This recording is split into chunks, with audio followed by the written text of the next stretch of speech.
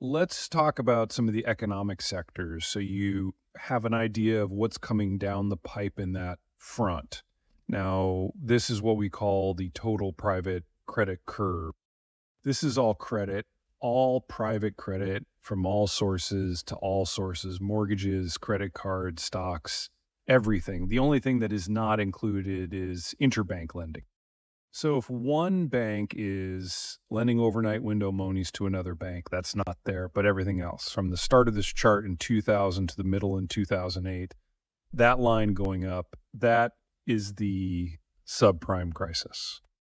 In one visual representation, we increased the overall private credit in the United States twofold within 7 years. This rate of growth was excessive and rapid.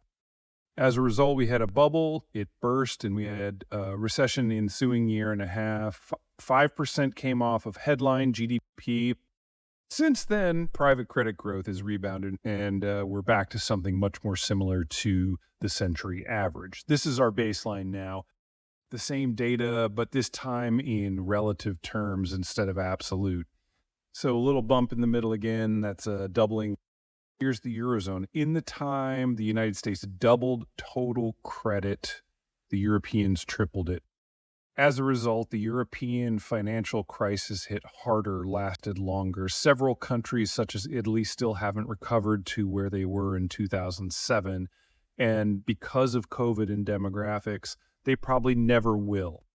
Here's Greece, sevenfold increase of credit in 7 years, and they're not done. Before COVID came, they were looking at least another 20% contraction on top of the 40% they had already suffered. Because of COVID, they will never recover. Here's Brazil. Here's how a lost decade appears, assuming that political conditions are favorable.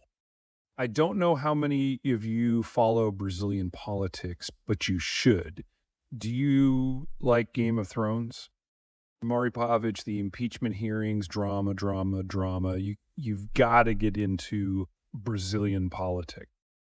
They had a presidential election a couple of years ago, and the final two guys, one guy was campaigning from prison where he had been convicted of corruption because in Brazil you can run for office from prison. You just can't be president. And then the guy who won at his last big public rally said that the real problem with those Nazis is they're just too soft on their domestic opponents. So this honestly is probably 2 lost decades.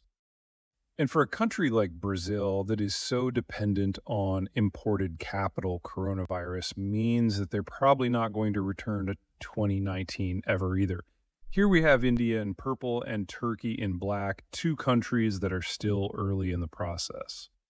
Both of these countries have already elected to office for multiple terms ethno-nationalist leaders who have no problem using state resources to spawn race riots on purpose in order to get a bump in the polls from their more reactionary supporters. I think Trump's bad.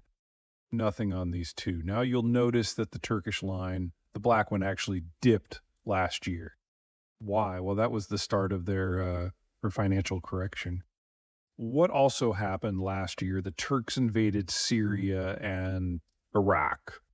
It served as a diversion tactic. Now let's turn our attention to the People's Republic of China. China is now the most overcredited country in human history in both relative and absolute terms. It is Enron in nation state form. Every system that we know, every company that has ever followed this model of force-fed capital has eventually collapsed. This question is how bad it will be. And China's now pushed this further and harder than anyone else. So it's going to be historically unique. Now, the point of all of this is that there's a large series of major financial crises that aren't just inevitable. Some of them might actually be imminent. That's a lot of money that's going to be looking for a safer location. What does foreign money want? Rule of law, hard fiscal assets, implicit government guarantees, dividends. If you're looking to tap global credit for local development, there will never be a better time than right now. All right, that's finance. Let's look at energy.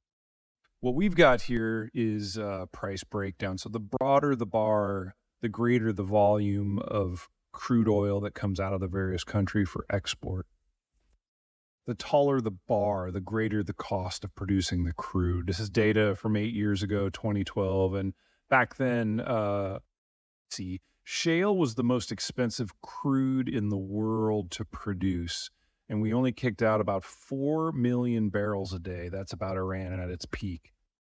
Now, for a country the size of the United States, that was useful, but it really didn't change the strategic math. That was then.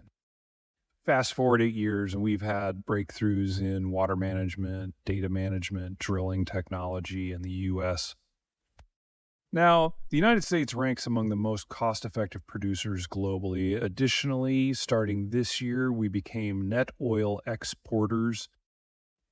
Now, COVID is scrambling all the data, so we're going to have to take another look at this in a few months once things calm down.